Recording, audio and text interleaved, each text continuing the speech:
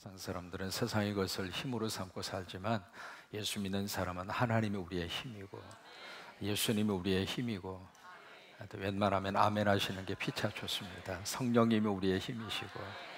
그래요. 귀한 찬양 하나님 앞에 영광을 돌립니다. 감사합니다.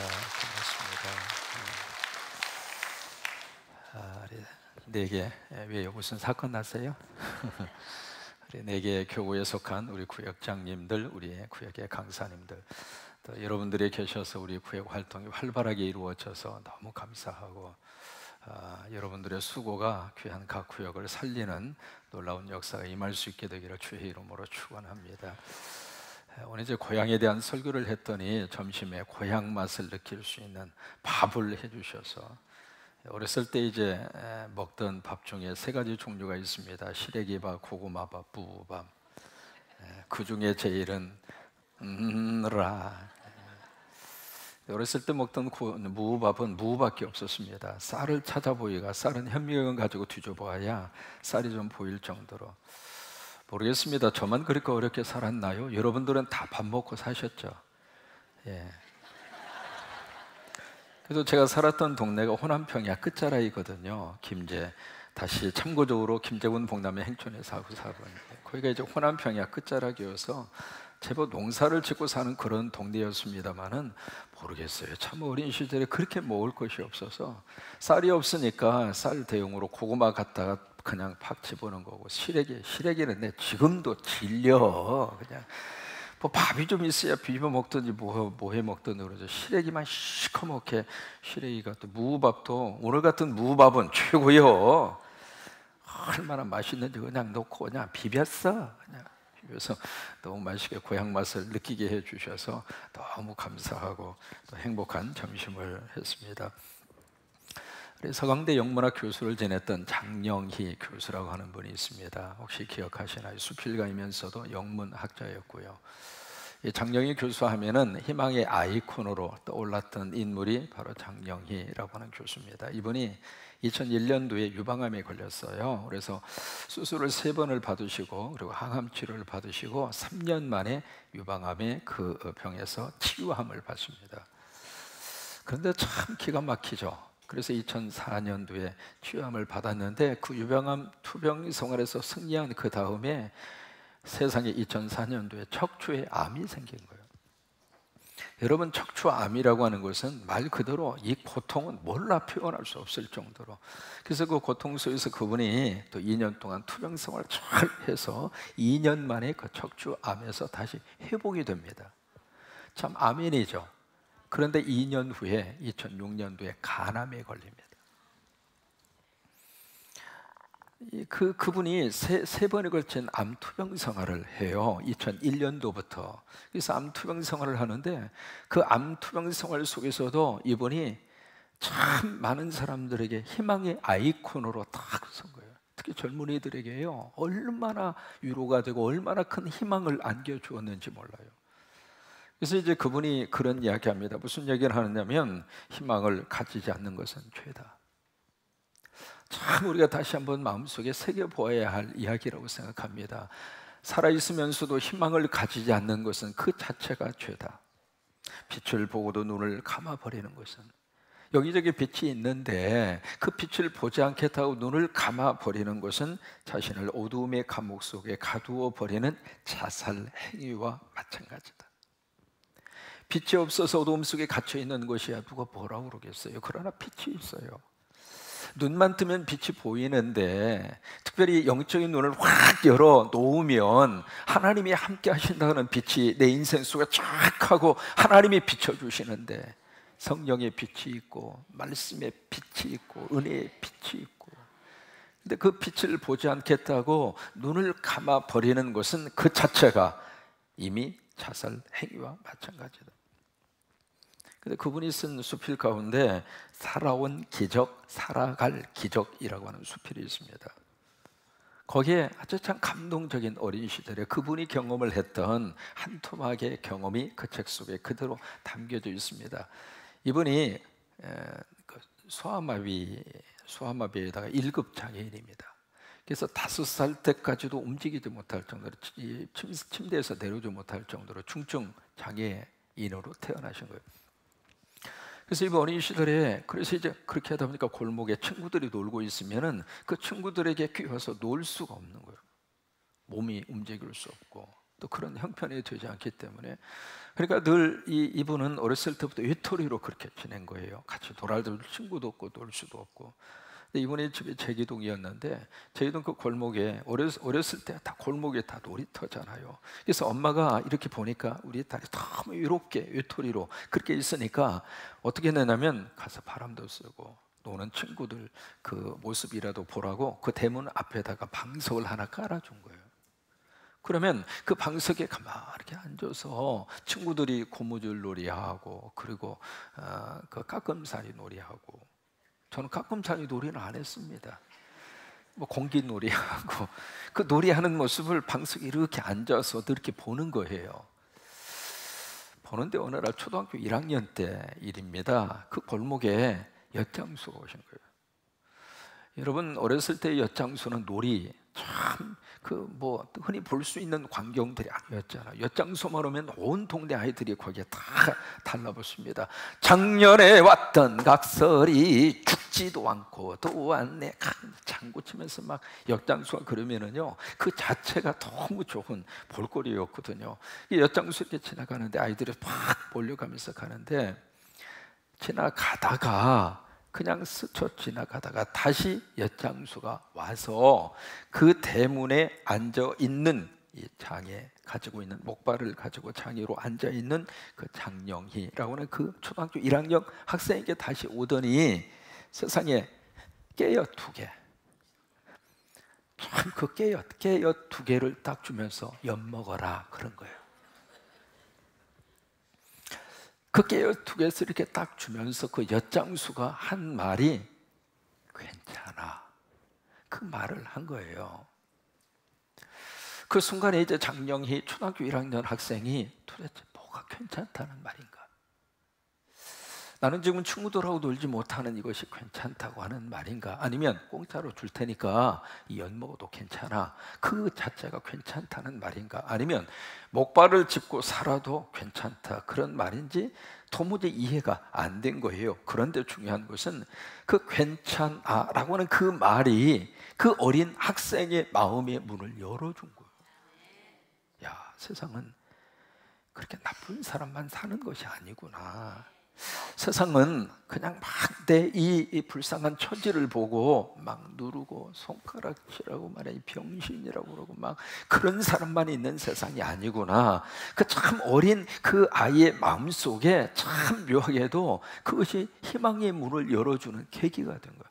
아, 살아볼 만한 세상이구나. 그래서 그 마음의 문이 열린 거예요. 그래서 그 말 한마디가 그 장영희라고 하는 한 인간이 이 세상에 태어날 수 있는 원동력이 된 거예요. 그래서 그 말이 자신에게 있어서는 기적으로 와닿았다고 하는 거예요. 내가 지금까지 살 수 있는 기적이 바로 그 말이었다고 하는 거예요. 그래서 결국 이분이 뉴욕의 주립대학에까지 가서 영문학 교수가 되고 그분이 서강대학 출신이거든요. 자기 본교회 서강대학에 와서 교수 생활을 하고 이분이 이제 몇 년 전에 세상을 떠났죠. 떠났는데 많은 사람들이 더욱 마음속에 애달파하면서 그러면서 이분을 이제 천국으로 보내드렸는데 저는 이제 그 내용을 보면서 무슨 생각을 하느냐면 참 우리들의 이 기적은 다른 곳에 있는 게 아니라고. 우리 구역장님들이 구역 신방을 하면서 구역원들이 가서 이게 괜찮아요. 집사님 괜찮아. 살다 보면 그런 일이 있어. 다시 하면 되지 뭐. 우리 기도해드리고 우리 같이 협력할 테니까 집사님 일어납시다. 우리 구역장님들이 가서 괜찮아. 그 말 한마디가 한 인간의 기적이 될 수 있다고. 그러니까 그 평범한 그 말 한마디가 한 사람의 인생 속에 있어서는 새로운 기회를, 새로운 희망을 품게 하는 그런 언어가 되더라 이 말이에요. 여러분 우리 가정 속에 특별히 이번 명절에 이런 기적이 다 일어났으면 좋겠어요. 서로 한번 이 시간 기적을 만들어 보시기를 바랍니다. 괜찮아요.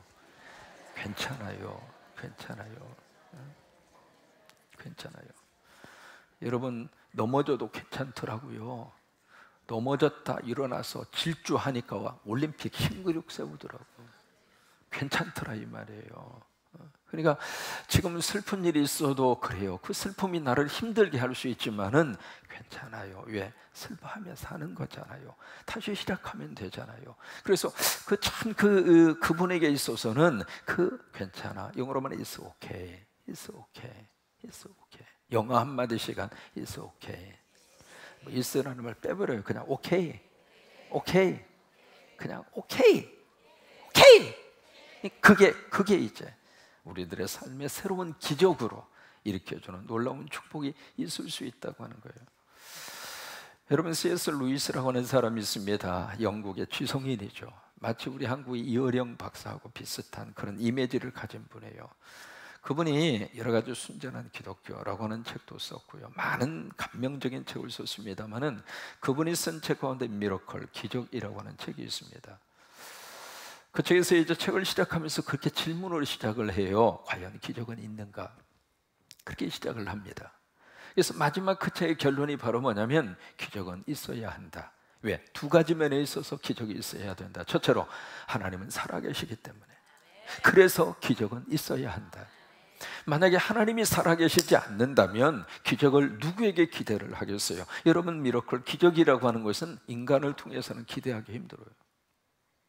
인간은 어차피 한계를 가지고 살아요. 지식의 한계를 가지고 살고 능력의 한계를 가지고 살고 아무리 우리가 창의적인 아이디어와 생각을 쏟아놓는다고 하더라도 한계가 있을 수밖에 없어요. 기적은 그것을 뛰어넘는 불합리한 현상, 그것을 기적이라고 사전에서 풀이하고 있거든요. 근데 그것을 누가 할 수 있을까? 하나님만이 할 수 있는 영역이에요. 근데 루이스는 그 하나님이 살아계시기 때문에 인간들에게 기적이 있다. 그 다음에 두 번째, 그 결론을 내고 있습니다. 만약에 기적이 없다면 인간은 참 살기가 너무나 힘들 것이다. 그러니 기적이 있을 수밖에 없다. 왜요? 살다가 우리 장영희 교수 이야기하셨습니다마는 암을 한 번도 아니고 두 번도 아니고 세 번씩이나. 그런 속에서 그분이 희망이라고 하는 기적이 만약에 없었다면 버틸 수 있었겠어요? 그 어려운 항암 치료, 척추암의 그 고통, 그거 어떻게 견딜 수 있겠어요?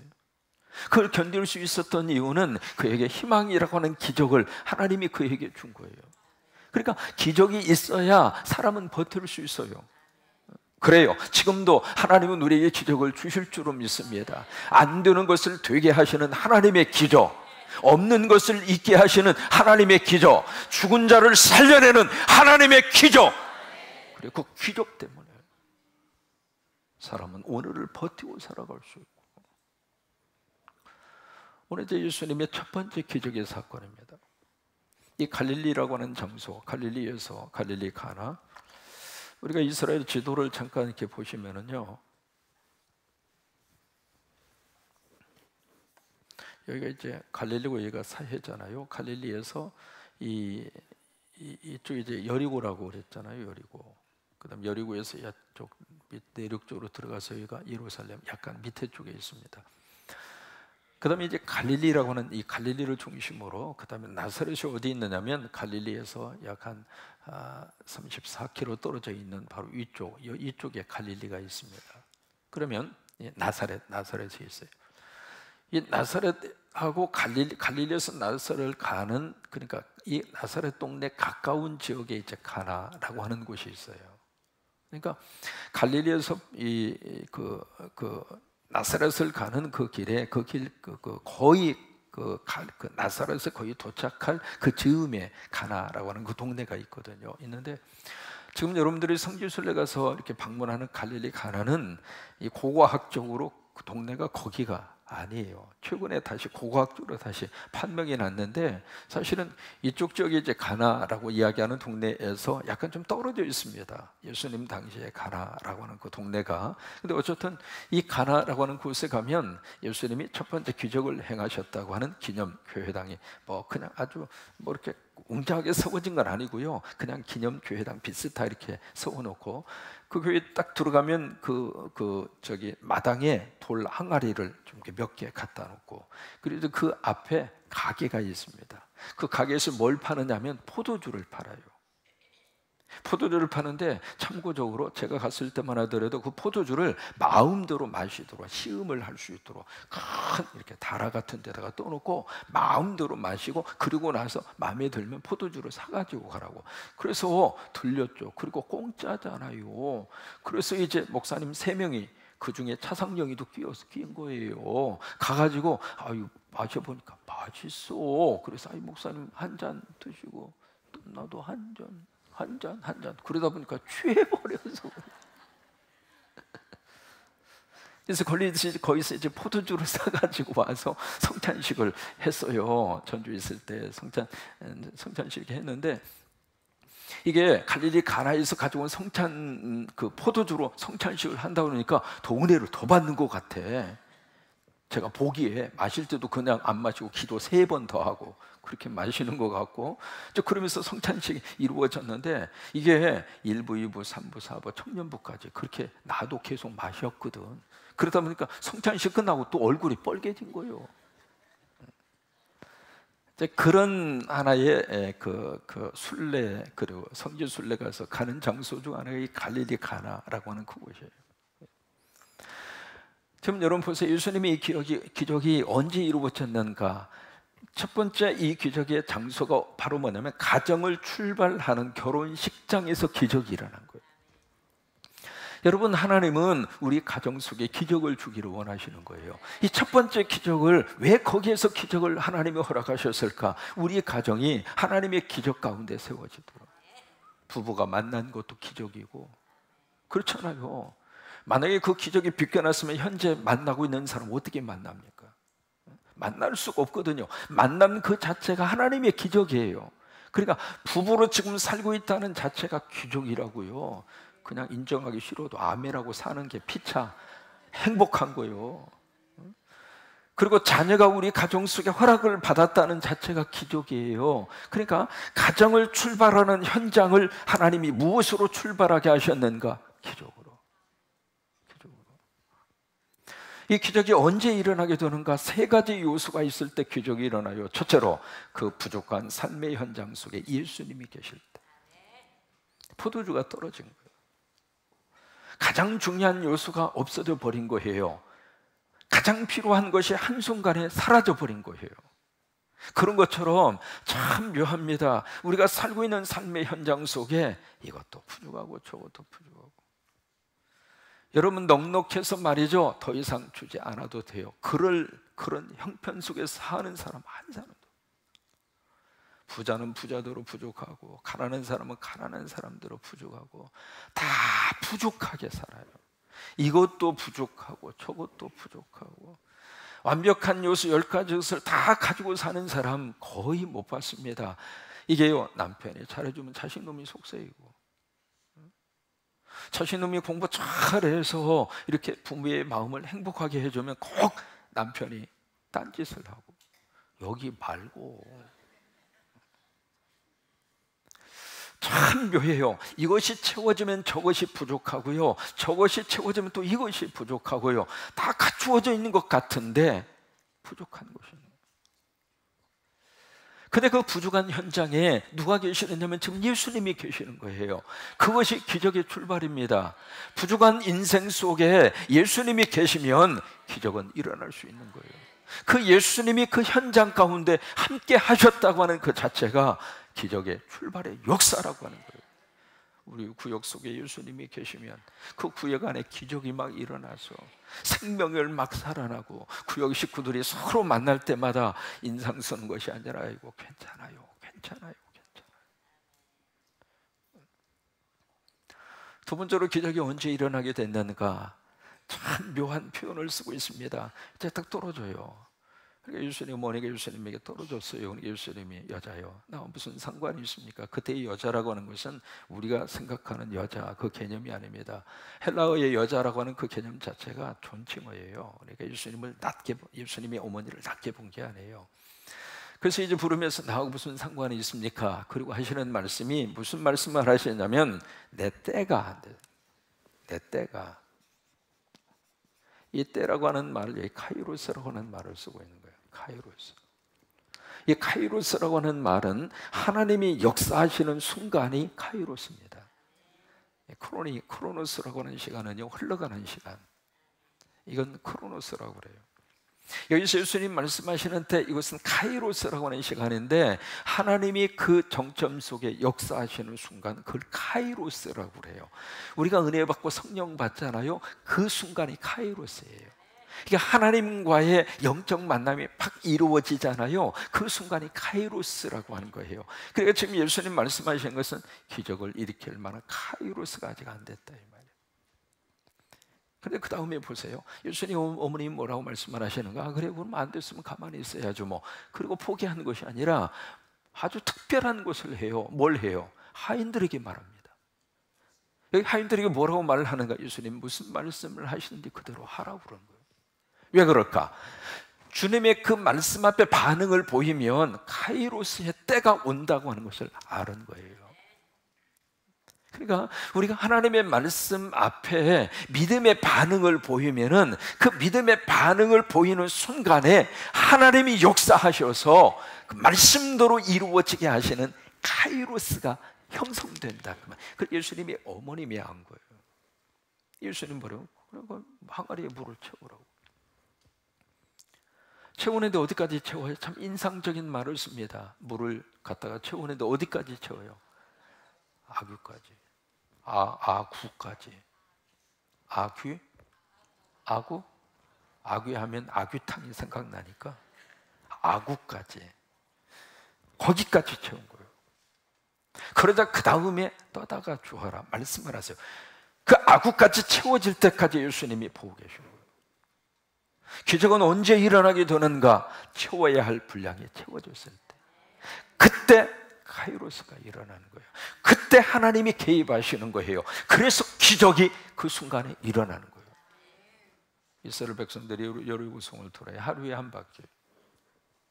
마지막 엿새 동안 여섯 번째 날은 몇 바퀴예요? 마지막 날은 7바퀴. 그게 아구까지 채워지는 거예요. 아구까지. 저는 그 여리고성의 이야기를 할 때마다 내가 목회하면서 경험했던 것이 참 늘 생각이 나요. 이게 이제 교회당을, 몰몬 교회당을 사가지고 딱 가서 보니까 주차장이 좀 부족한데 옆에 60대 주차 공간이 있는데 그걸 미국 그 회사가 주차 공간이 있어야 회사에 허가를 내주니까 좀 떨어져 있어도 그 주차 공간을 그 회사가 확보하고 있는 거예요. 아, 그것만 우리 주차장이 바로 옆에 붙어 있으니까 그것만 있으면 얼마나 좋을까. 그래가지고 어떻게 했느냐면 토요일 날마다 새벽 기도하고 그것을 돌았어요. 여리고성 도는 것처럼. 그래서 이제 일주일에 한 번씩 그렇게 돌았죠. 돌고 그 울타리가 쳐져 있는데 울타리를 붙잡고 막 기도한 거예요. 우리가 하도 매달리니까 이 울타리가 나중에 휘어졌더라고요. 막 매달려서 기도하고. 그런 식으로 해서 6년간 했습니다. 6년. 그런데 7년째 되는 해 그 주차장을 소유하는 미국 회사가 바뀌어졌어요. 그동안에 바뀌어지면서 그 사람이 아주 신실한 예수 믿는 사람이에요. 그래가지고 그 소식을 딱 듣고 가가지고 저하고 집사람하고 가서 여차 절차에서 조차 절차에서 2차 절차에서 2차 절차 해가지고 우리가 6년 동안을 기도했다. 그러니까 마침 그 순간에 그 옆에 앰뷸런스 회사가 그것을 상당한 액수를 주고 그것을 저희들이 쓰기로 계약하기 직전이거든요. 근데 우리가 가서 조차해서 6년 했다 그 이야기를 딱 하니까 이분이 말이죠. 아, 그러냐? 그럼 교회한테 줄라. 그래서 이제 같이 계약을 했어. 계약하는데 얼마 줄까 그랬더니 1불만 내라고. 그래서 언제까지 1불 낼까? 예수님 오실 때까지. 지금도 그 주차장 그대로 쓰고 있습니다. 왜냐하면 우리가 떠나오면서 그분한테 그 덕이라고 하는 분인데 그분한테 그랬어요. 다음에 한국 올 일 있으면 꼭 나한테 찾아오라고. 그럼 내가 맛있는 거 대접하겠다고. 올지 안 올지는 모르니까. 그러면서 하는 말이 내가 이렇게 돼서 한국 가게 됐으니까 이 주차장 꼭 이 교회가 쓸 수 있도록 하라고. 지금도 그 주차장 그대로 쓰고 있습니다. 이게요, 이게 7년 만에 그게 일어난 거예요. 7년 만에. 그러니까 이게 아구까지 차면 하나님이 역사하시더라고요. 아구까지 차. 새벽 기도도 아구까지 한번 채워보는 거예요. 그러니까 2월 19일 딱 한 번만 나오세요. 그게 아구까지 채우는 거예요. 그 다음 날은 또 한 번 더 나오면 되지 뭐. 그래서 이게 아구까지 채워보는 거예요. 그러니까 하나님의, 예수님의 기적의 역사가 아구까지 찼을 때 바로 카이로스가 일어나게 되고 기적이 나타나게 되는 거예요. 그러면 또 하나, 세 번째로 거기에 참 기가 막힌 이야기를 합니다. 이게 갖다가 딱 주니까 그 연회장 누구냐면 그 신부 측의 전체 해를 책임을 지고 있는 그 결혼식의 그 모든 것을 기획하고 책임을 지는 사람을 연회장이라고 그래요. 근데 이 사람이 딱 맛을 보더니 야, 기가 막혀. 그것이 이제 갖다가 이렇게 주니까 사람들이 그 포도주를 다 보면서 세상에 이 집은 거꾸로 간다. 다른 집은 처음부터 좋은 것을 주고 시간이 갈수록 물 타고 그 다음에 이거 타고, 그래서 점점 이렇게 좀 질이 떨어지는 것을 주는데 어떻게 이 집은 시간이 갈수록 좋은 것이 나오느냐 말이에요. 여러분, 예수님의 기적을 체험을 하면 갈수록 좋아지는 거예요. 우리 믿음 생활이 갈수록 좋아졌으면 좋겠어요. 목사하고 여러분의 관계도 갈수록 좋아졌으면 좋겠어요. 갈수록 그냥 그냥 식어지는 것이 아니라 갈수록 우리 믿음이 막 좋아지고, 그냥 시간이 갈수록 그냥 맛이 있고, 부부도 갈수록 좋아져야 살맛이 나지. 갈수록 이 왼수 땡아리야 그러고 살면 피차간에 곤란하잖아요. 그러니까 갈수록 예수 믿는 사람은 시간이 갈수록 좋아져야 돼. 시간이 갈수록 우리의 기도도 맛있어야 되고, 오늘 우리 찬양 얼마나 맛있어. 요초이고 맛있어. 오늘 세상이 꽉 찼어. 빈자리 하나 없이. 얼마나 감사해요. 여기 66석이에요. 그러니까 신앙생활이 갈수록, 시간이 갈수록 맛있어야 되고, 우리 구역장님들 헌신할 때 이 구역장님 이 일 사역도 시간이 갈수록 더 맛있게 하죠. 하나님이 주신 사명, 그 사명도 기쁨으로 감당하고 맛있게. 근데 그러면서 그 다음에 뭐라고 말씀을 하고 있는가? 물독은 하인들은 알더라. 옛날 번역은 수종 드는 자, 그렇게 이야기했습니다. 그 사람들은 그 비밀을 아는 거예요. 그래요. 그 일, 그 사역에 동참했던 사람들은 그 기적의 역사와 그 기적의 은혜와 그 기적의 맛을 안다, 이 말이에요. 우리 구역장님들이 다 하나님 앞에 수종드는 자들이에요. 우리 구역장님들이 하나님 나라에 너무 귀한 하나님의 종들이에요. 그러니까 그 하인들은 알더라. 다른 사람은 몰랐어요. 그 잔치에 참여한 사람도 맛만 보았을 뿐이 이거 어떻게 된 건지를 몰랐어요. 신랑도 신부도 몰랐어요. 그런데 그 일에 직접적으로 참여를 하고 움직였던 그 하인들, 그 수종드는 자들은 야, 이 기적이 누구로부터 어떻게 왔는지를 알더라, 이 말이에요. 그래요. 여러분, 이런 놀라운 역사들이 우리 안에 충만히 임하셔서 금년 한 해 구역 활동 속에 예수의 기적이 충만히 임하시기를 바라고, 함께 사역하는 우리 모두 위에 예수님의 기적이 넘치기를 주의 이름으로 축원합니다.